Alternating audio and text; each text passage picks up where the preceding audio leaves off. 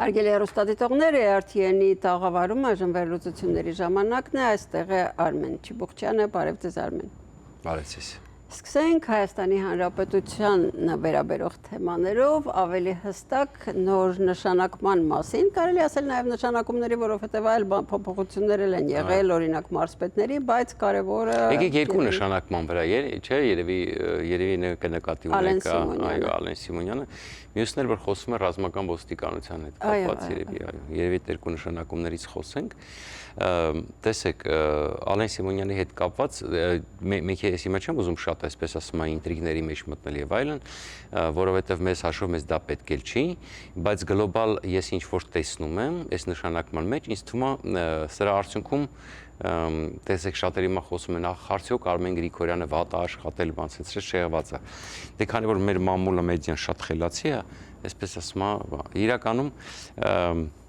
ես այստեղ ուրիշ բան եմ տեսնում, ու իրենք է կարող է շատ, հենց իրանք ներշում չգիտեմ, բայց իմ կարծիքով երրորդ մարդ է այս ամեն ինչի արդյունքը դուրժելու, այսինքն երրորդ, եւ կարծում եմ չեմ բացառում, ինչ որ տես զգացողություն ունեմ, որ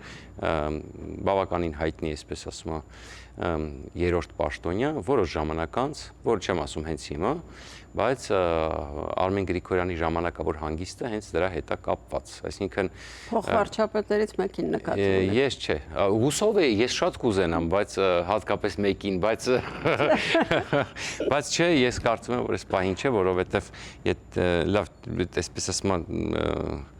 թեթև փակագծերը բացեմ, հիշում եք, որ ժամանակին 21 թվականի ընտրություններից հետո Արմեն Գրիգորյանին այլ պաշտոն էին, այսպես ասում, կանխատեսում եւ ըստ էության չստացվեց, հետո նորից հետ տարան անվտանգության խորհրդի քարտուղար, դե ասում այնտեղ արդեն ասում պատրաստվեն հաջորդներ, մի խոսքով, այդ իմ կարծիքով սա ավելի մեծ փոփոխության բան է, էլի։ Լավ, դեսպանը նկատի ունեք։ Չէ, դեսպանի հարց չի։ Դες ասեցի, վարչապետի ծիծաղը հարուցեց եւ ասեց դուք իմ մասին ավելի շատ բան գիտեք իմ շփումների, քան ասում էին Մեծ Բրիտանիայի դեսպանը գնալու։ Չէ, չեմ կարծում դեսպան։ Չեմ բացառում ոչ մի բան, ես ասում իմ մոտ տպավորությունը այդպեսին է, որ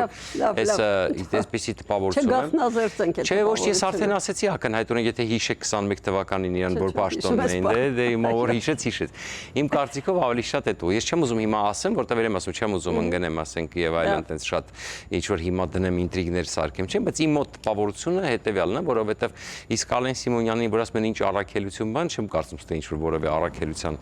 բան էր, պետք է ուղղակի ասում տենց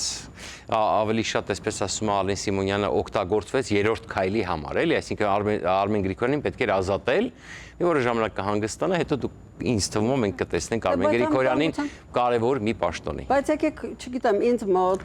իմ տպավորությունն այնպեսին է, որ անվտանգության խորհրդի քարտուղարի պաշտոնը այդքան չի բացահայտվում, բայց իրականում անվտանգության խորհուրդը շատ լուրջ աշխատանք է տանում։ Տեսեք, եթե մենք վերցնենք Արմեն Գրիգորյանի պաշտոնը, իրականում այստեղ ասեմ ձեզ, կարևորը թե որքանով է վարչապետ կապ չունի Փաշինյանը կամ երկրի ղեկավարը ցանկացած երկրի, ուրեմն լիազորում եւ ինչ լիազորություններ եւ ինչ առաքելություն է տալիս անվտանգության խորհրդին։ Դա կարա լինի ձևական պաշտոն, մեր մեջ ասած, օրինակ մեր մեջ ասած Սերժ Սարգսյանի ժամանակ, եթե չեմ սխալվում, մեկն Արտուր Բաղդասարյան կար, մի պահ նրան էին նշանակել։ Հիշում եք, աղքել ասում են, հիշում եք, հա։ Հիմա Սերժ Սարգսյանի ժամանակ ինչ եք կարծում, ասեք, ինչ որ անվտանգության խորհրդի Կարդուար Կարեժորը, դրա համար եմ ասում, այստեղ կարևորը թե կոնկրետ վարչապետը ինչ ասում, տեսեք, օրինակ Արմեն Գրիգորյանը Հաջիևի հետ հարցեր էր լուծում, կոպիտ ասած։ Ես ունեմ տեղեկություններ, որ Արմեն Գրիգորյանը նաև, այսպես ասում եմ, նաև ամերիկացիների հետ հիշում եք այդ պրոցեսներին էր մասնակցում բավականին շուրջ, որտեղ իրան ինչ որ չգիտեմ ինչի անուն էին կպցել պրոարևմտյան, բայց դա այդպես չէր։ Եվ Արմեն Գրիգորյանը նաև բացի դրանից այդ ասում եվրոինտեգրման այդ հարցերով, ասենք ինքը այտենց կարգավորումներ տվող էր, այսպես ասեմ, նաև աշխատում էր ոչ միայն աշխատում էր կոպիտ ասած եվրոպացիների հետ կամ ամերիկացիների հետ, այլ նաև ներքին, այսպես ասած, աշխատանք էր տանում, հա, այսպես ասած, եւ ես չեմ կարծում ոչ այսպես միանշանակ եվրոինտեգրման օգտին, սա այսպես ասեմ, անցնենք առաջ։ Երկրորդ որ նշանակման հետ կապված, ճիշտ ասած բանակում էլի ցավալի մահ ենք, ինչի համար ցավակցում ենք։ Ես ուղղակի ճիշտ ասած մի քիչ ես ինքս բանակ ծառայես մարդ, իսկ քանի անգամ այդ լուծումները առաջարկել եմ, սա ցավալի է։ Եվ իրոք սա գալիս է դպրոցից, դաստիարակությունից, բակից, կրթությունից, այդ չգիտեմ, երաժշտությունից, այդ շանսոններից ռուսական, որ ասենք, չգիտեմ, իրանք բլատնո են ասում տենց եւ գողական երգերից, չգիտեմ, կեղծ այդ քրեական ենթամշակույթը փողոցներում դրելիս, չգիտեմ, իմ ժամանակ դա շատ ավելի ուժեղ էր։ Հիմա չգիտեմ։ Բայց սպայական կազմը պիտի զերծ լինի այդ ամենը։ Այո, եւ հիմա այստեղ մի հարց կա։ Ես չհասկացա ճիշտ ասած ամենայն անկեղծում կարող է Փաշինյանը ինչ-որ բան գիտի, մենք չգիտենք, բայց ես հերթական անգամ 2-3 տարի այս լուծումը առաջարկում եմ։ Ռազմական ոստիկանությունը բանում չի, զորամասում անդադ չի լինում։ Հա, իրանց գործառույթն է ստուգել գնալ զորամասեր, բայց զորամասում կարգապահության համար պատասխանատու են բոլոր աստիճանների հրամանատարներ կան, հա, սկսած դասակից։ Եվ ամեն մեկը պատասխանատու է իր գործի համար։ Հիմա, եթե այդ ենթամշակույթը այնքան մտածել, որ շատ ժամանակ դասակի հրամանատարներին չեն ենթարկվում այդ յախշի կոչվածները, այդ թուրքերեն բառը գիտեք, չգիտես ինչի բան են, հա, այն անկյունային քնողները, հողաթափիկներով բանեկողները եւ այլն։ Դրա համար երկու կարևոր լուծում կա այն գլխից առաջարկել եմ, կամ այդ բոլորին, այսինքն գոնե դասակի հրամանատարներին եւ այլն, ինչ պետք է մտնեն, ձուլվեն այդ յախշիների մեջ, որ ասենք, եւ գիտեմ, էլի այդ հարաբերությունները տեսել եմ, ծառայել եմ, չէ՞։ Եվ դրա համար պետք է մի կարևոր բան անել, պետք է ուսումնասիրել հենց սկսվում զոնա, տեսնել ով է իրան հողաթափիկ հագնողի տեղ դնում կամ եւ այլն, եւ պետք է առանձին զորամասեր սարքել, կա ինչ է, մենք դեռ այդ ինչ որ այսպես ասում եմ, կարգապահական զորամասեր։ Չէ, ես չեմ ուզում այս սովետական այդ շտրաֆ բատերի կամ բաների հետ համեմատեմ, չէ, ասում եմ հատուկ այդ յախշիների հողաթափիկավորների զորամաս, որտեղ կլինեն ծայրահեղ խիստ պայմաններ եւ որտեղից ուղիղ բանտ կգնաս։ Օրինակ, եթե կոպիտ ասած մակրությանը չմասնակցես, որոշես, որ դու այնքան լավ տղա ես, որ քո տեղը պետք է ինչ-որ բանակում մեկը մակրություն անի կամ եւ այլն, հա, կոպիտ ասած, չնայած ես առաջարկելի, որ այդ մակրությունն էլ ընդհանրապես բանակում մարդ վարձեն չի կարելի։ Չեմ կարող ասել, եթե տեղեկություն հստակ ունեք ավելի լավ, բայց ուզում ասեմ, եթե այդ մարդիկ սկսում են իրանց դնել բանի տեղ այնտեղ, չգիտեմ, նայողի տվեք, մեծ հեռադիտակ տվեք, թող նայի։ Ուրեմն եւ տարեք հեռու տեղերը պահեք, որ հեռվից նայի։ Հիմա ասած ինչա, կամ ուղիղ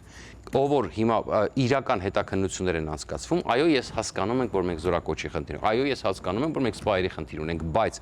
իրանք չեն ուզում հասկանան, որ եթե 1, 2, 3, եթե մասսայաբար 10 հոգի գնա պատժվի բանտ նստի,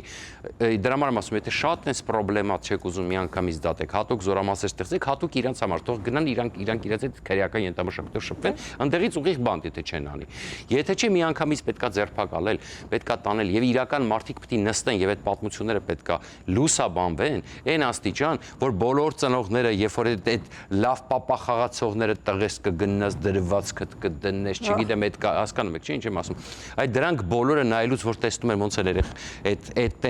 տենսները գնում եւ նստում 10 տարով, 12 տարով սպանության համար, սպանության հասցնելու համար, կփխվի մթնոլորտ։ Չի արվում դա չի արվում տասնյակ տարիներով եւ մինչեւ սա չարվի, սա չի փոխվելու։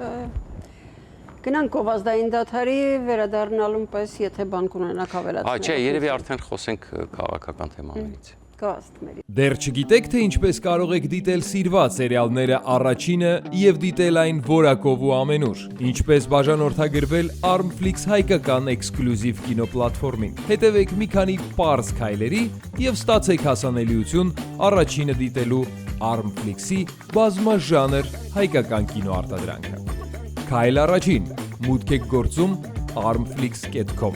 Քայլ երկրորդ՝ սեղմում եք բաժանորդագրվել կոճակը։ Քայլ երրորդ՝ ընտրում եք ձեզ համար ցանկալի բաժանորդագրման տարբերակը։ Քայլ չորրորդ՝ լրացնում եք քարտի տվյալները եւ գնում եք առաջ։ Իդեպ Armflix-ը կարող եք դիտել ամենուր եւ անսահմանափակ, ներբեռնելով նաեւ հավելվածը հեռախոսի եւ անմիջապես հեռուստացույցի վրա։ Դրանով իսկ կանեք ամենալավ նվերը ձեր ծնողների եւ տարեցների համար, որոնք չեն սիրում դիտել սիրված սերիալները համակարգչով։ Իսկ հեռուստացույցով սեղմելով մեկ կոճակ նրանց հասանելի է դառնում ողջ կոնտենտը։ Երիտասարդները Armflix-ի iOS եւ Android հավելվածների միջոցով կարող են դիտել դրանք ամենուր։ Իդեպ, մեկ գրանցված բաժանորդագրությամբ կարող եք դիտել բոլոր սարքերով։ Ահա եւ վերջ, դուք ստացաք հնարավորություն դիտելու հայկական ամենանոր բազմաժանր եւ էքսկլյուզիվ ֆիլմերն ու հեռուստասերիալները մեկ հարթակում։ Դե ինչ, բարի դիտում։ Armflix, եղիր կոնտենտի թրենդի մեջ։ Մեր տաղավարում Արմեն Չիբուղջյանն է, անդրադառնալու ենք հայաստանյան հիմնականում ներքաղաքական կյանքին, ինչ է տեղի ունեցել այսօր Հայաստանի Հանրապետությունում, անդրադառնանք նախ եւ առաջ ազգային ժողովում տեղի ունեցածին, մենք դրան անդրադարձանք մեր եթերում, բայց ձեր տպավորությունը Էդգար Ղազարյանին էր վերաբերում այս թեման հատկապես եւ նաեւ առհասարակ դաշինքին ընդդիմադիր։ Բայց մի բան ասեմ, իմ տպավորությունն է, որ համենայն դեպս Հայաստան դաշինքի ներողություն ուժեղ Հայաստան դաշինքի ֆոնին Հայաստան դաշինքն էլ է ավելի կոռեկտ ու զսպված դարձել։ Տեսեք, մի բան մոռացա, ավելի կարևոր բան ասեմ, նոր տենդենս, հա բանակում չստացվի էլի, մենք կարևոր բան ստացեցի, նոր հիշեցի։ Մեկ էլ այդ խաղադրույքով խաղերի պատճառով։ Սա չարիք է ու ես չգիտեմ, դա պետք է կազմակերպել, պետք է հասկանալ, պետք է հիմա ամերիկացիների հետ են շփվում եւ այլն, այդ դրա համար եմ ասում։ Դուք մենակով չեք կարող հեծանիվ, այդ հեծանիվները, որ դուք փորձում եք օրինել, շուտվանից հորինված են։ Ինչի համար է Կանզասի գվարդիան գալի չէ եւ այլն։ Բայց դրա համար ենք ասում, կրթության հարցով խնդրեք, որպեսզի օգնեն, բանակի հարցով հարցրեք, ոնց են օրինակ լուծում այդ հարցը, դե եւ խաղադրույքները չարիք են, իդեպ ասեմ, դա շատ վտանգավոր է։ Սա էլ երկրորդն է այդտեղից է, որտեւ ես ասեմ, ես ինքս Հայաստան եղա, ես նկատում եմ, որ այդ քրեական ենթակառուցվածքը դե կամած էս YouTube-ի դարում եւ իհարկե գնալով պակաս իհարկե կան մնացել են տենց բայց ակնհայտորեն մնացել են արդեն իրանց մեքենաներից ու մեքենայի մեջից լսած երաժշտությունից հասկանում ես ովքեր են բայց դե մեծ հաշվով դա գնալով պակասում այո դանդաղ բայց պակասում է հիմա Էդգար Ղազարյանի հետ կապված երբ որ ուժեղ Հայաստանը նախ ես ուզում եմ կոչ անել Ռուբեն Ռուբինյանին ես իր մասին միշտ ասենք այսպես ասեմ վատ կարծիքի չեմ եղել այսպես ասեմ հատկապես ասենք որ կրթություն ստացել դրսում կրթություն ստացել եւ այլն բայց մի հատ բոլորը ծրվեք արտահայտությունը ընդ որում խոսում է ժողովրդի ընտրյալների հետ ասենք ես ուզում հասկեսում սա գիտեք սա խնդրեմ է այդ նույն այդ բոլորը ծրվեք այդ քրեական ենթամշակույթի մի մասը մենք բանակից ենք խոսում ես ուզում եմ կոչ անեմ ամեն դեպքում ես հուսով եմ որ Ռուբեն Ռուբինյանը կլսի եւ հաջորդ անգամ նման կոպիտ սխալ չի կրկնի ելի որ իր գոլեգաների հանդեպ է ասում ԿՊ-ականներին ասում եմ բոլորը ծրվեք ստեղից սա գիտեք ինչ է սա այլանդակություն էլ չի սա չի կարելի այսպեսի բան անել հատկապես Ռուբինյանը կիրթ է լեզուներ գիտի չգիտեմ չի սազում ոչ մեն չի սազում դա ազգային ժողովի հեղինակությունն է գցում այդպեսի այդ փողոցում չեք քուչում չեք կամ եւ այլն էլի չի կարելի այսպեսի բան անել մեկ երկրորդը Էդգար Ղազարյանը բերվել է հենց դրա համար իր հենց հիմնական նպատակը որ բերել են այդ շատ լավ հասկանում են չէ ում են բերել այդ բարեկիրթ քաղաքակիրթ որ խաղում են նա բերվել է իմ կարծիքով որպես հենց սադրիչ այսինքն տեսեք խնդիրը նա հիմա կամած սադրիչներ կային ու մնացել են դեռ բայց հիմա նոր սադրիչի կարիք կար մեր տպավորությունն ենք ասում ուղղակի ասենք այսպես հա այսինքն ԿՊ-ին սադրելու համար խոսքը դրա մասին է խոսքը ԿՊ-ին հունից հանելու համար եւ բնականաբար եսպես ասեմ տեսեք հիմա Ռուսաստանի հետ կոնֆլիկտի ֆոնին այսպես ասում իրանք եւ Պուտինի վիճակի ֆոնին դե տեսակ որ այսօր էլի հարվածներ են հասցրել Բաշկոստերստանին, ասում նորից բենզինի հերթեր են Ռուսաստանում, իհարկե Ուկրաինան հակաօդային պաշտպանության խնդիր ունի Իսպանիան, բայց մեծ հաշվով մենք տեսնում ենք, որ Պուտինի վիճակը լավ չի, գնացել հասել էր Կուրիլներ, որտեղ ուզում են ինչ-որ բան ցույց տալ, հիշել էր, որ ինքը ուրիշ սահմաններ ունի, այնտեղ էլ Ճապոնիան էր դիվանագիտական սկանդալ սարքում եւ այլն։ Եվ այս իմաստով նաև տեսակ, որ դուք տեսակ չինացիների ցույցը Լենինգրադի շրջանում։ Չինացիները դուրս են եկել ցույցի, մի չինացու եկել էին տանեին ռուսական ծառայությունները իրավապահ, ուրեմն 1000 չինացի միանգամից Լենինգրադի շրջանում դուրս եկավ եւ ստիպած եղան թողել։ Որովհետև Պուտինը չի կարող իր ժողովրդին կարա Բրիտանի ձերբակալի, բայց արդեն Չինաստանից վախենում է։ Ինքը վախեցավ Չինացուն ձերբակալ։ Ուղղակի չինացիները 1000 հոգով լարեցին ռուսական իրավապահ ծառայությանը։ Սա ուզում հասկանաք ռուսային, որ ասում են, որ Չինաստանի տակ է, այո, ասենք դրա համար ենք ասում։ Հիմա իրականում հետեւյալն է, ես ունեմ տպավորություն, որ այս վերջնաժամկետները, որ անդադ դրվում է Փաշինյանի առաջ կողմնորոշվելու հետ կապված հիմա էլ դեկտեմբեր չէ դրեցին եւ այլն։ Ես ընդհանրում եմ, որ սա այսպես ասում եմ ամենևին դերակատարում է ունենալու։ Հապկի հետ կապված ավելի շատ։ Այո, որտեվ Փաշինյանը ասուլիսի ժամանակ է, չէ, նորից երկաթգծից խոսեց, ասում է փոխը ձեռնտու տարբերակներ, գիտեք ինչ, նորից եմ ասում, ես հասկանում եմ դիվանագիտությունը անում, ես հասկանում, բայց ես նորից եմ ուզում ասեմ, պետք չի ժողովրդին թյուրիմացության մեջ գցել, չկա Ռուսաստանի համար մեկ այլ տարբերակ, քան ամբողջությամբ տիրել երկաթգծերին եւ թրիփին։ Այսինքն Ռուսաստանի դրա համար տես Նարեկ Կարապետյանը ասենց ասում մենք թրիփը ճանապարհ ենք համարում, ու մենք միջանցք չենք համարում, գիտեք ինչի համար է ասում, որովհետեւ այսպես կամած իրանք ինչն է իրանց լոզունգը, բերենք ռուսների հետ, ռուսներին մտցնենք, բայց ռուսներին մտցնելուց հետո ամերիկացիներին։ Այսինքն իրանք չեն ուզում փչացնեն հարաբերությունները Տրամպի հետ, որտեղ իրանք հասկանում են այլ տարբերակ, քան Տրամպի հետ պայմանավորվելու միջոցով ինչ որ մի ձև պայման դնելու, որտեղ իրանք հուսով են իրանք կգան իշխանության, եւ Տրամպի առաջ այսպեսի պայման գնենք, եկեք ճանապարհը կամ դուք գնում եք, կամ եկեք ճանապարհը միասին այսպես ռուսների հետ կա, այսինքն իրանց բանը այսպես է, հետո իհարկե կհանեն բնականաբար, իրանք այսպես ասում եմ աշխարհ քաղաքական բան են տեսնում, ասում եմ, ապահովագրություն են տեսնում իրանց համար, հա, այս պահի դրությամբ, բայց խնդիրը հետեւյալն է, ես այս բարեկրթությունը սա կեղծ է հիմա այս պահին, որովհետև ռուսները հստակ պլան ունեն, այսինքն ի վերջո ռուսները արդեն հասկացել են, կամ պետք է Փաշինյանին կոտրեն, իսկ Փաշինյանը երեք նորից վերահաստատեց սուսում, ասես մենք դիվերսիֆիկացիան չենք դադարեցնի, էքսկլյուզիվ հարաբերություններ ուզում են չի ստացվելու, հա, կամ պետքա Փաշինյանին փոխեն։ Այսինքն սա էլ գալու է նրանից հետո, եթե իրենք հասկանան, որ վերջնաժամկետները չի լինում, թրիփում արդեն աշխատանքները սկսում են ընթանալ եւ այլն, նրանք պետքա գործողությունների դիմեն։ Եվ հիմա ամբողջ ես ընդհանրապես իմ ալիքում եմ, երբ գուցե վաղը տամ, որպեսզի ավելի པարզ լինի,